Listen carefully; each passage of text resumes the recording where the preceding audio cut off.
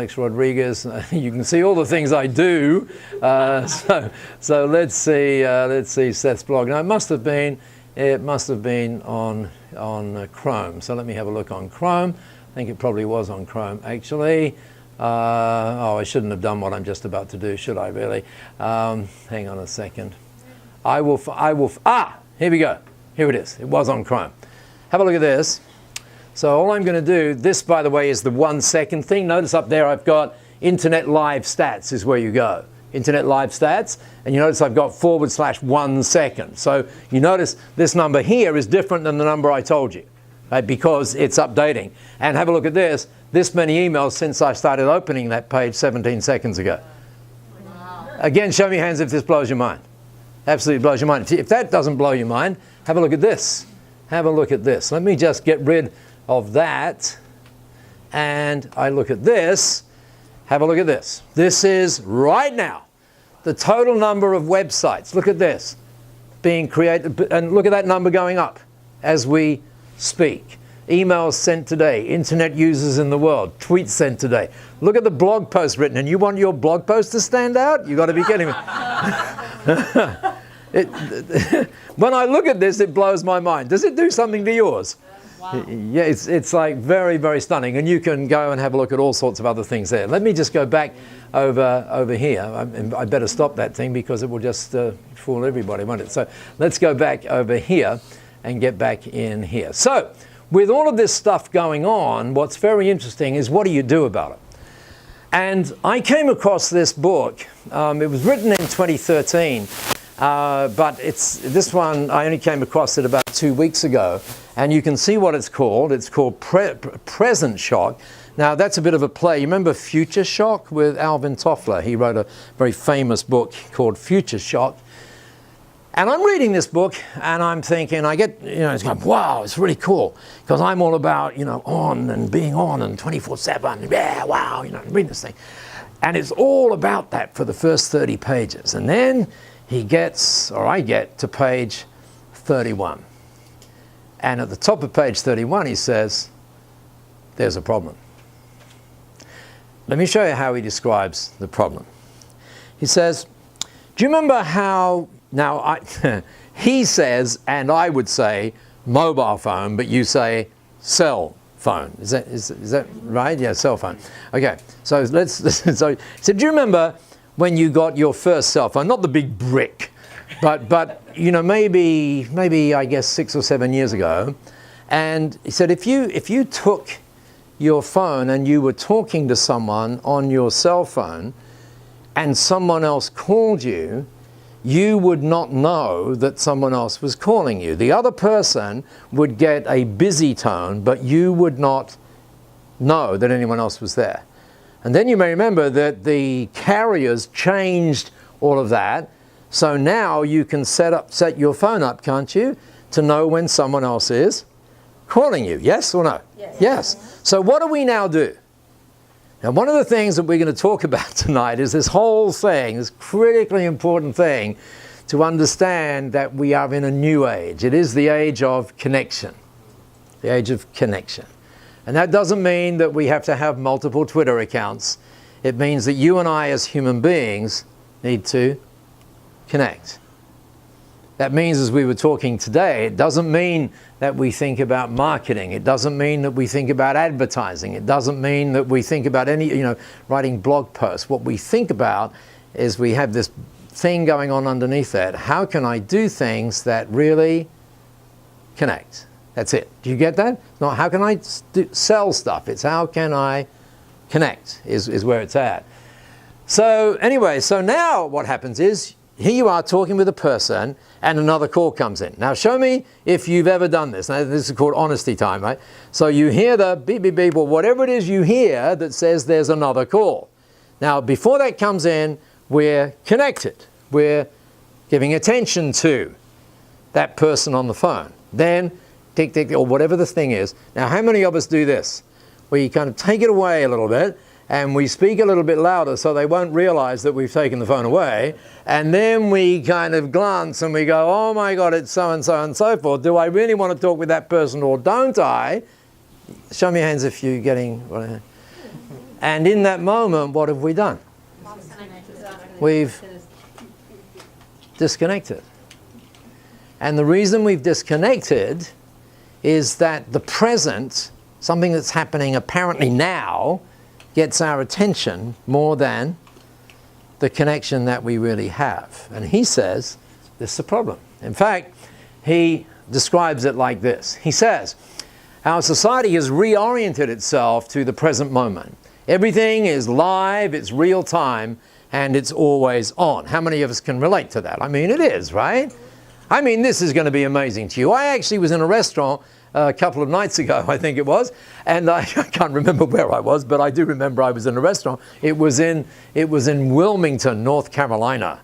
Yes, they have very large cars in Wilmington, North Carolina, and they all wear, do you call them dungarees or something? What do you call them? Anyway, they all wear hats and funny things. Anyway, so, and I'm in this Mexican restaurant. The guy says, let me order for you, right? And this is Reggie.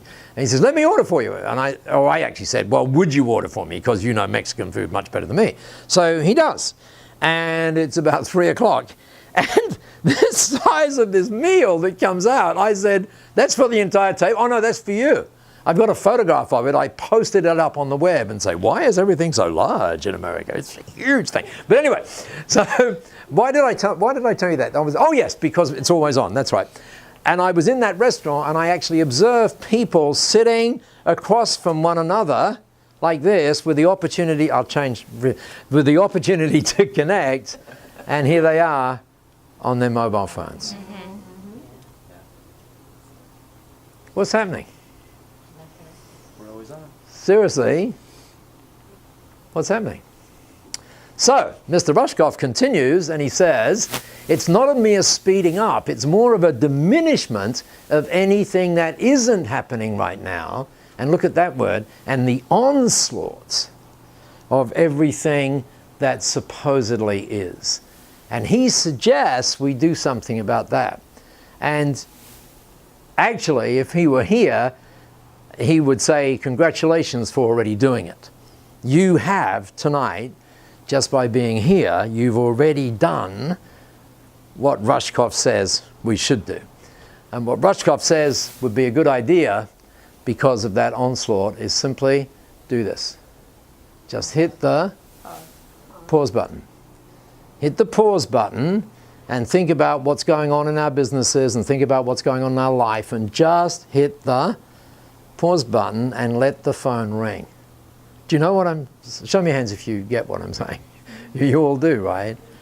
And that's exactly what you've done tonight, because we're all in our businesses, as Peter Drucker so eloquently said once. He said what people are very good at is they sacrifice the future on the altar of today. That is to say, they're all so busy doing stuff and they forget to think about where it could be. So hitting the pause button, which is effectively what you have done tonight. So turn to the person next to you and say, congratulations. There you go, there you go. Well done, well done, well done. Now, let me show you some things that we're not going to be able to go through all of them because of time. But I want to show those of us who can remember Sesame Street. Can you always remember Sesame Street? Who was your favorite character, just quickly? Big Bird was cool. Do you know the guy who plays Big Bird is 83 years old? Do you know that? Yeah. Cookie Monster. Actually, I raised that question the other day. I said, you know, who was your favorite character? And someone said, Cookie Monster. And then they were talking to each other. And I'm thinking, what are they talking about? So I kind of caught them out. And I said, so what are you talking about? And they said, you remind us of Cookie Monster. They did. They did. I'm not kidding you. That's exactly what they said. You've been kidding me, right? So, oh, Doug is going, oh, I understand why. Okay. So, tonight's little get-together is actually brought to you by the letter C, right? So it is like, because you remember in Sesame Street, it was brought to you by, various letters, and today's letter C. So just go ahead and form a C. Go ahead and do that, right? So remember the C.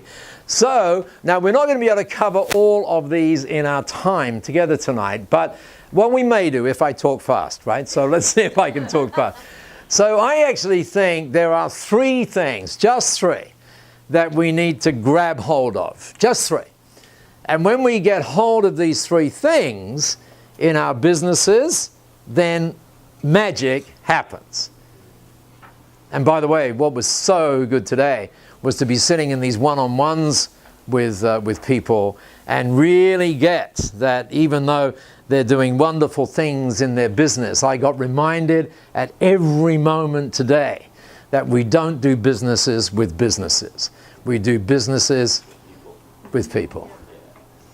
And so the question is, how do we get that essence of who you are into the whole thing? So we're going to talk about this connection thing very briefly. Well, if it's going to be very briefly, then we're going to get some clarity. And this is what we were talking with Charlie, getting some clarity. And by the way, there's another C that you might want to put in there if you're taking notes, and I'm very thrilled that some of you are. And you could also say certainty, if you like, because the reality is in this age of increasing uncertainty, what's happened is there's been a vacuum created. And so we are now looking for certainty. That's what we're looking for. And our customers are always looking for certainty, always. And so if, for example, you're in the kind of business that says, where you think you have to say things like, when the person says, well, how much would this be? And you say, well, it's actually going to be so many dollars per hour, or whatever it is, you just gave them uncertainty. Do you see that? That's really, really important that you get that. It's uncertainty. And because they're not stupid, they know that the way in which you can increase the bill is what? Take more hours. Please don't do that. Please don't ever do that again. Okay? Now, there's lots more I could tell you about that, but please don't. Okay? By the way, the quick answer is, well, how do you change that? What you talk about is outcomes. And to get that outcome is going to be this. Does that make sense? And you commit to that outcome for this. And by the way, if you do it in less time than you otherwise would, that's fine, right? But it should never be based on time. Nothing should be based on time. The only people who should base things on time are those who are serving it. Do you understand what I mean? Like in jail, right? So the final C is about crafting a legacy. Every single one of us is going to leave a legacy. We don't have a choice about that. The question is it going to be a legacy of consumption, or is it going to be a legacy of contribution? And so quickly, how are we going to do that? Well, we're going to have a look at a couple of things because, by the way, I wasn't going to do this, but I noticed there were a significant number of people in the room who haven't seen some of these ideas. So I've changed up what I was going to do. So we're going to use this whole thing about the power of small. We're going to keep using the power of small, and we're going to have a look at what is very important. It's this thing called the power of purpose. When you are on purpose, you really have clarity. You really do. It's another way of saying when you fully understand why you do what you do. And then as a final little thing tonight, what we're going to do, and already there are some people in the room who are part of this. How many of us are actually part of B1G1 already? Oh, that's, wow. Yeah. So you can say yes. So, and you, Kelly, you are, and so on. So many of us are already part of that, but maybe, just maybe, as a result of us going through many, or some of you might also want to come on this particular journey. So let's talk about this. Oh, don't worry about that for the minute.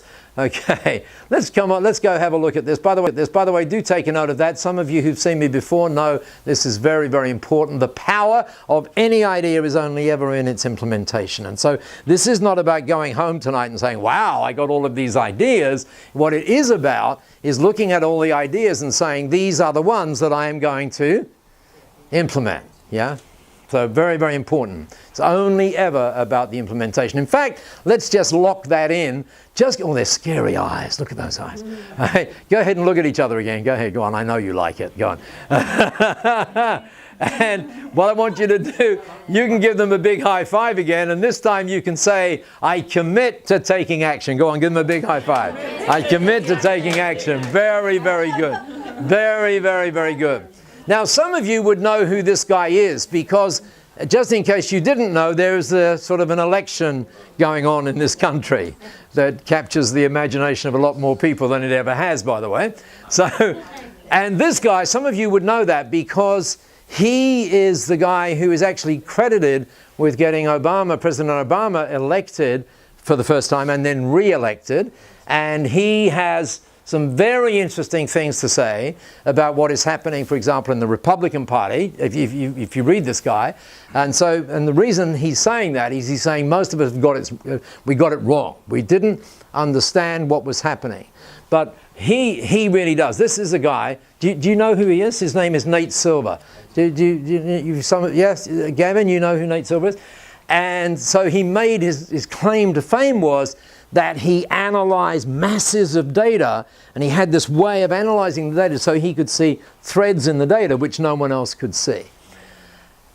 And he wrote a book about it. The book is called Signal and the Noise, but you don't need to get the book because from my perspective there were really two fantastic, why am I handing up three fingers? But two things that I think is very interesting, or are very interesting. He said this: good innovators, good entrepreneurs, if you like, good business owners typically think very big. And actually, if you're involved in startups and those sorts of things, people say, what you've got to do, you've got to have big dreams. And yes, you've got to have big dreams. But the problem sometimes with those big dreams is that you're 10 foot off the ground dreaming and you have no traction. Does that make sense? Yeah. So, by the way, here's the link. You need to take action so that you get traction. In other words, you put a TR in the front of it. And when you take the action and you get the traction, then what you actually create is attraction. Do you see that? And it's attraction is the way we go. And in order to do this, so they typically think very big, yes, Uber, how can we dominate transport? And they think very small, meaning all they've got is an app. That's essentially all they have. That makes sense? Just an app. And how much were they worth as of last Thursday? $71.2 billion. Wow. There has never been a time like this. And they don't own a single car. And they don't own a single car. Absolutely correct. Absolutely. Or, Airbnb worth $21.6 billion and they don't own a single hotel. Yet last night there were more people that stayed with Airbnb that stayed at Marriott and Hilton combined. Interesting, huh? Amazing.